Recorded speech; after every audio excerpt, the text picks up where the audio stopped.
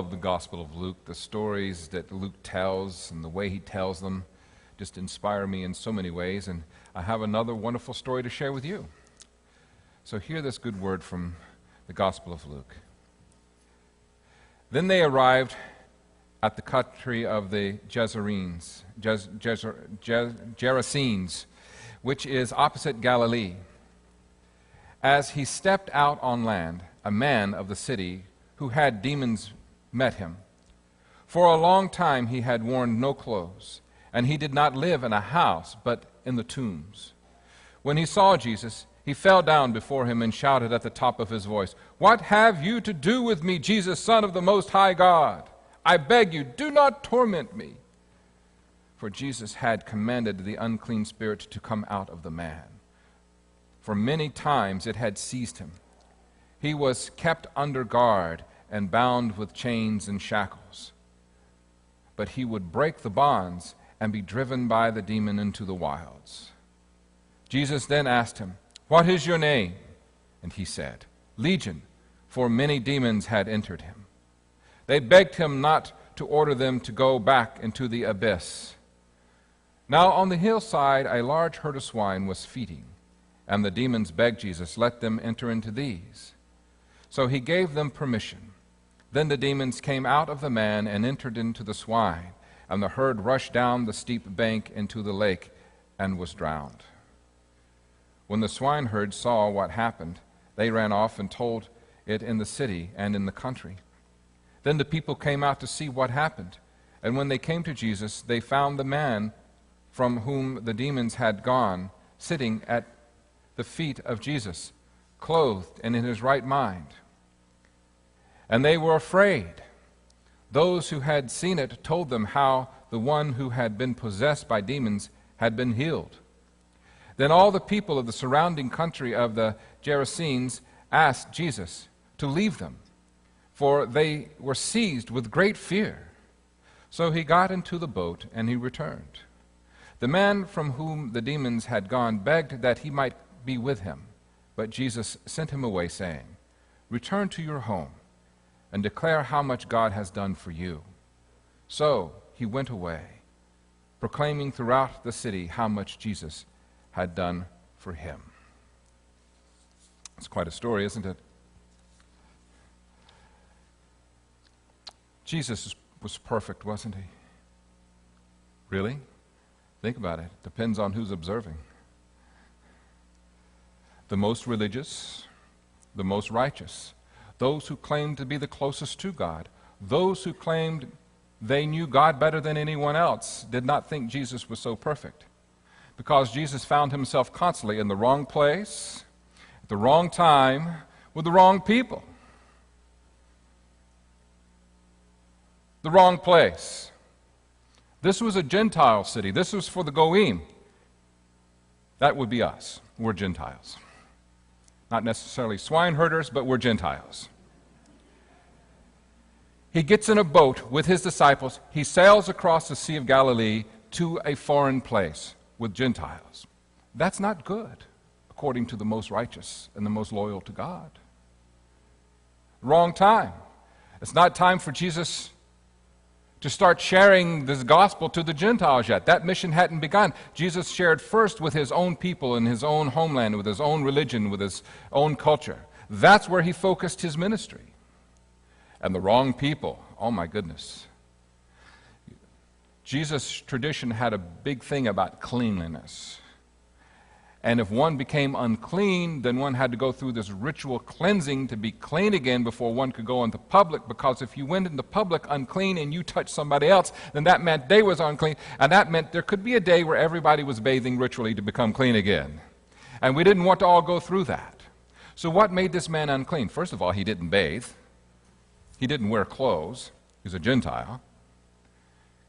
And the story says that he was seized by many demons. Well, you don't want to touch that, right?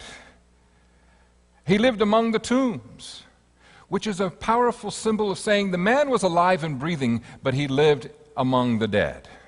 He himself was dead, even though he was breathing and consuming space and taking in air. Now, another thing that I want to share with you. and we've talked about this some last week. When we see in the Bible many demons possess this man, if you read it literally, then you might find yourself extremely afraid of all the demons in the evil world that are trying to enter into you. Or you might think that you have some, and you probably definitely know somebody who does, right? Sorry, I'm not boring myself, but have you ever noticed that, you put your hand over your mouth when you yawn? I just used to think it was a polite thing to do because I didn't think showing you the inside of my mouth was a particularly nice thing. But I learned that not so many years ago, people thought demons entered in through different holes in your body. So when you opened your mouth to yawn, you were opening yourself up for a demon to say, whoa, look at that gap. I can get in there really easily. So you put your hand over your mouth to keep the demon from coming in. People are still very superstitious that the exorcist is a real thing and you can spit up pea soup and your head can turn 360 degrees. I know that's a frame of reference that some of you may not have a clue about, but my generation, we grew up with that, all right? In the first century, any sickness was considered to be caused by a demon. Anything that was wrong with a person that could not be explained was caused by a demon. Last week we said that Mary of Magdala had 7 demons and Jesus healed her. We talked about the word 7 is completeness. Whatever she had, it completely consumed her. But it doesn't mean that there is some evil spiritual world that these horrible little creatures are trying to get into your body and into your brain and trying to control you, as though you somehow are a pawn between a good God and an evil God. I don't believe that. That's dualism. I'm monotheistic. I believe that there is God. I do not believe in a devil world, a demon world, or anything. Why would God do that to us? The evil that is in the heart of human beings is created out of our own accord, not because something has possessed us. So, this man not only had a demon, but when Jesus asked his name, he said, "My name is Legion." He didn't have 7, he had a legion. I mean, he was totally possessed by his mental illness. That's what it was. He was totally possessed by his mental illness. Now, here's another thing that I think is very interesting about the story I want you to hear. When Jesus asked him his name, it wasn't that they were just wanting to introduce each other and share business cards and connect with each other on was it LinkedIn or whatever, Facebook. That's not what. No. If you knew the name of something, then you had some control over it. You know that whole thing with Moses and the burning bush? You remember that story? Who do I say sent me to Pharaoh to let all of his slave labor go? Everybody was wanting to hear what the name of God was. Because if you know the name of God, then you could what? Control God. Tell them, I am sent you. And that's what Yah means, which became Yahweh. I am. So Jesus asked him his name. My name is Legion. So now that Jesus knows his name, or the disease's name, Jesus now can do something about it. Whenever you're sick and you go to the doctor, we're not sure what's wrong with you, you go through all kinds of tests, and the doctor then comes up with a what? Gnosis. Comes from the Greek word gnosko, knowledge. Remember that word, gnosko, intimate knowing? Gnosis, knowledge. Diagnosis. Now that Jesus knows what is wrong with him, he can make a diagnosis and then do what? After you have diagnosis, then there is a what? Treatment plan to bring about the healing, right? This is not something so foreign to us.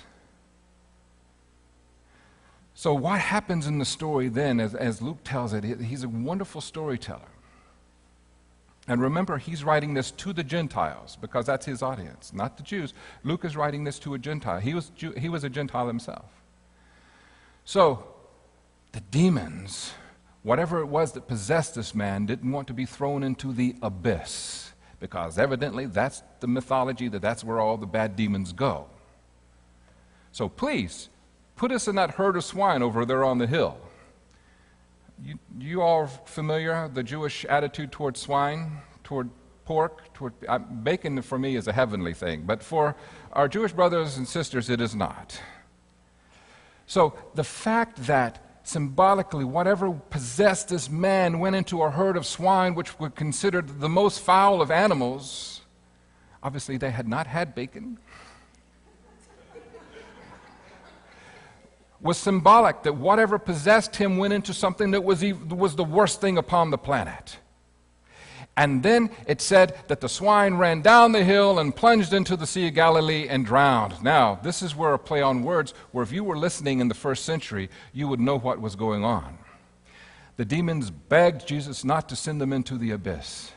But the story says that the Hebrew word tom, which means the water, the sea, and also the abyss. So they end up going into the abyss anyway. So Jesus was serious about healing this guy. You don't mess around with Jesus when he's serious. When Jesus is serious about wiping out whatever it is that's possessing you, Jesus, well, I can't say what I want to say in church because you guys are filling in the blanks anyway. But yeah, he's tough. Jesus, yeah, he don't mess around. Jesus doesn't. Okay, so anyway, the demons are all gone into the abyss. And now the swine herder lost his whole economy. I mean, he made money off of these swine, right? So what does he do? He goes to the townspeople who are in charge, the town council, the mayor. Of course, the town has been dealing with this guy for a long time. They try to bind him up and keep him, in a safe place, or keep him at least out of the town, because he's embarrassing, right? I mean, they don't know what to do with this guy. And he is so strong, he's able to break any kind of bonds. So here's a guy who is just totally mentally ill, insane. He lives in the tombs. He doesn't wear clothes. He cuts himself. He howls at the moon. And when they go to see Jesus, they find this guy bathed, clothed, and sitting at the feet of Jesus, which in the first century was a symbol of a student, a disciple, a place of humility to sit at the feet of. And when the town people see this man who has been tortured and who has suffered for so long and created so much suffering for them as well, they see him in his right mind. They see him clothed. They see him at peace. What is their response? Woohoo! Yes! Oh, isn't this glorious? What is their response? Fear. Jesus, you need to leave. They didn't know what to do with this. Now, this is not such a strange thing to us. It might not be as dramatic in our lives as in the story, but the truth behind it is the same. Here's the thinking of a lot of people when it comes to illness, and especially mental illness. This suffering I know. I've been involved with this suffering for a long, long time. I would rather stay in this suffering than have to take a risk what might be beyond the suffering and in the healing. Individuals. Not everybody who comes to me or who comes to a therapist or a counselor who wants peace in their heart and their soul does the work to find healing, because they're too afraid of what might happen if they were to live a life other than the one that they're living. So this is not a strange thing. Think what would have happened to this town if they had embraced Jesus as Jesus had embraced this unclean man and brought him sanity and brought him hope. So our fear can override your faith that something can change. So Jesus gets in his boat and he leaves. And of course, the man whom he healed wanted to come along. And Jesus said, no, you stay here. And you go out to the towns and to the countryside and you share with people your experience. So what we have in this story is Jesus' first Gentile missionary to the Gentile world. And what he needed to do was tell his story. So when we do find healing, we are healed for a purpose. Now, here's the truth.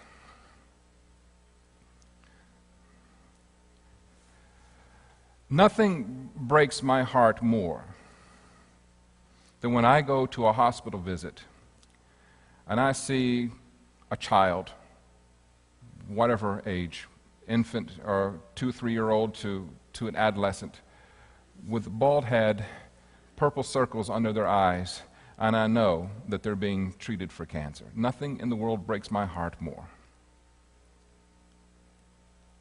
And I cannot tell you how many times as I've walked by those children, I wish that I had this superpower, that I just could come by and just touch their shoulder, their arm, or just walk by, and whew, miraculously they would be healed.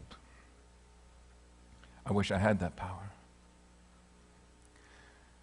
And those who find themselves mentally ill, spiritually ill, possessed by many things.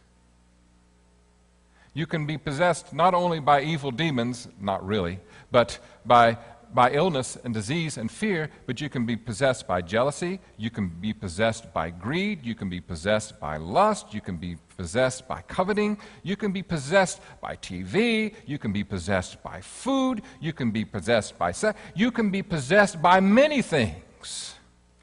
And some of us here may be able to rename ourselves Legion 2 because we're so possessed by so many things we can't even experience and see the face of God when it's right there in front of us. You see. So I wish I had the ability to just bring healing. I wish when you came to me with your broken heart and your wounded souls that all I had to do was just say some kind of spell over the top of your head and you would walk out with perfect health and perfect peace. I wish it were the case. But in my experience, it is not. And I don't know that that is a bad thing. When I've been doing work with NAMI of Orlando, the National Alliance on Mental Illness, for quite some time now, for 3 years, maybe over 3 years. And these incredibly brave people have taught me so much. And I see that the people that I've met through that agency embody this story. One particular person that I talked to, named Tracy, I used to say people who suffer with mental illness, and she says, I just want to challenge that. She said, I'm not suffering from mental illness, I live with it. I live with mental illness. And even though it's not something I would have chosen for myself, I don't regret that I have it because it has taught me so many beautiful things about myself and about humanity. I see the parents of children and loved ones who have mental illness. Rosemary, Donna, and many others. Lynn and Ron, Lynn's brother, schizophrenia. I see these people who work full-time jobs and volunteer with NAMI to teach, to coach, to train, and to bring hope to those who find themselves living in the tombs, either as those who are mentally ill or those who have loved ones who are. And I see what they do to bring about hope and peace and healing to this community of people. Unfortunately, many people in the world today, clergy, as I have found by my surprise, just like the religious status quo would not have ever gotten in a boat and gone over to this guy who was incredibly unclean and very, very sick. The stigma of mental illness continues to hover around all the superstitions, all the misunderstandings, and people do not want to approach people or have anything to do with people who have mental illness. You know, when we have our Mental Illness Awareness Sunday and we have our programs on Sunday nights, the last one we had, I had a young lady come to me and said her church asked her to leave when she revealed that she was bipolar. They asked her to go.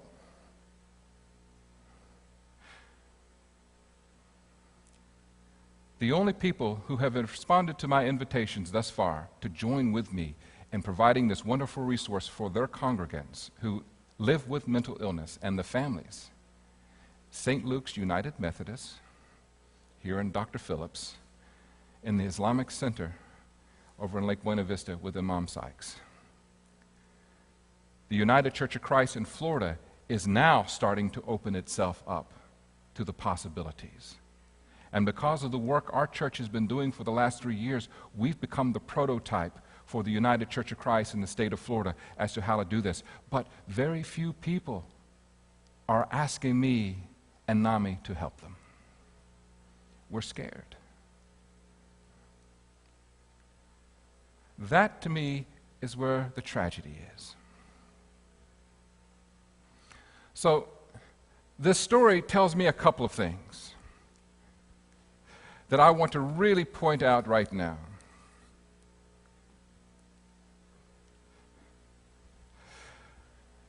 What makes this story different from the other healing stories?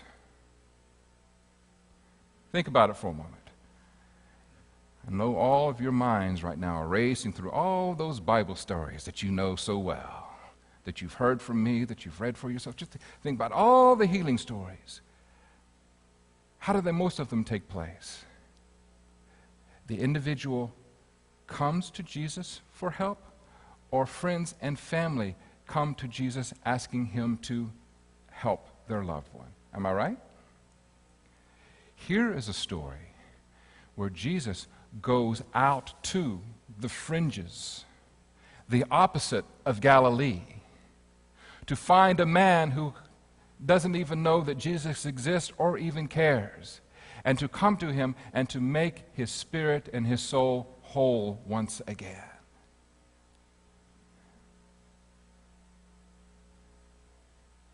That's powerful. Because many of us who are possessed by guilt, and shame, and fear, and those are the three that I work with the most, think that they are so beyond the love of God that God not only doesn't seek them out to try to bring them healing, but God is doing all God can to run away. And I want you to see the story. I want you to hear the story. I want you to embody the story that Jesus comes to seek you out. And you do not have to be afraid. Jesus, as he approached the man, he fell to his knees. He says, "Do not destroy me." And it's no wonder sometimes when we read some of those Old Testament passages and some of the Pauline passages that God wants to destroy you because you're different, because you're ill, or because you have certain thoughts in your mind. There's nothing further from the truth. And I want to encourage you, if you take those smoting stories literally, take this one literally, because the outcome for you is going to be a whole lot better. Am I right?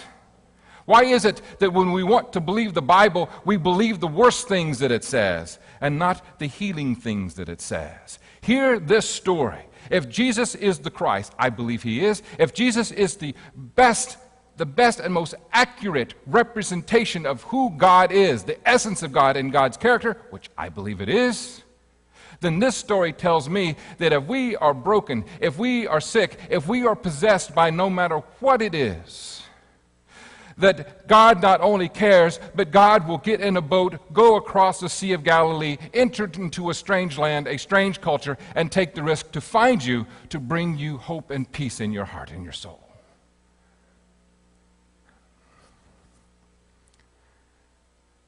And that's the God I proclaim. And that's the God I want you to know.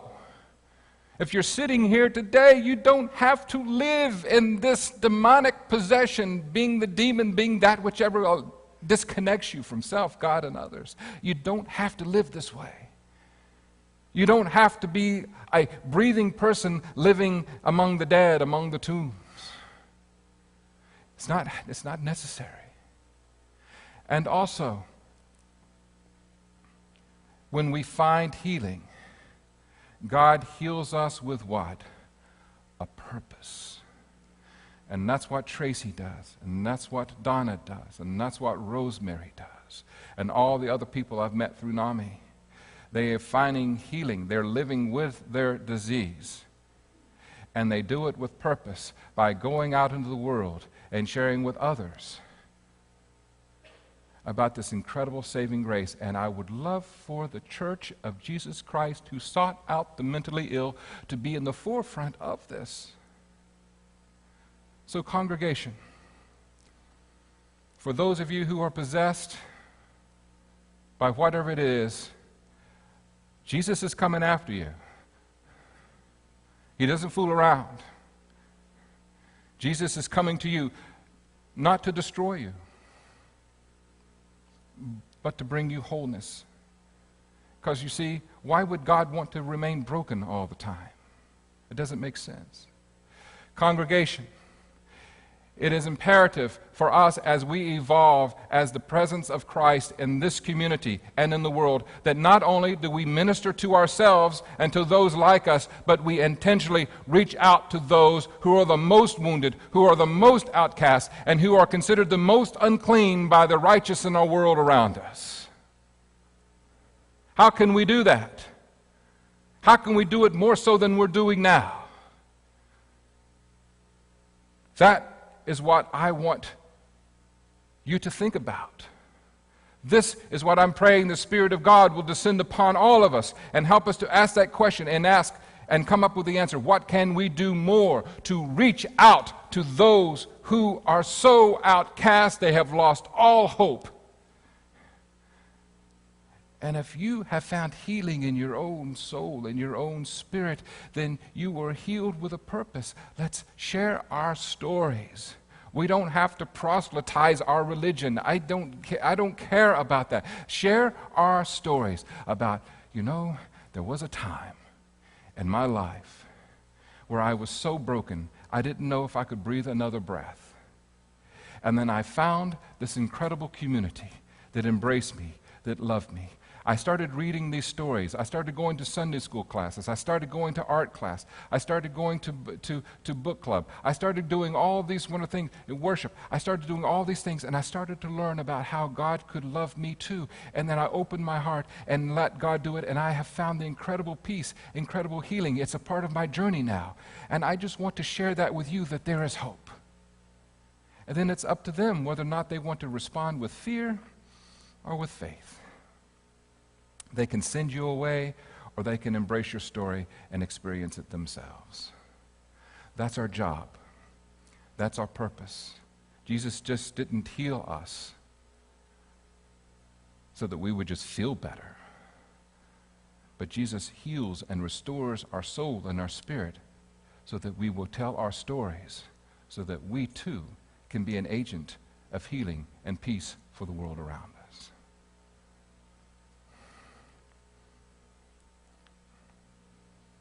Is that okay with you guys? Where are you in this story? What possesses you?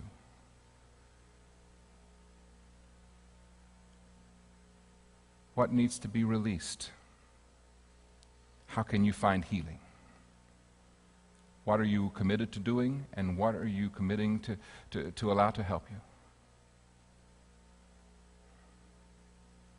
And how are we going to respond? With faith or with fear?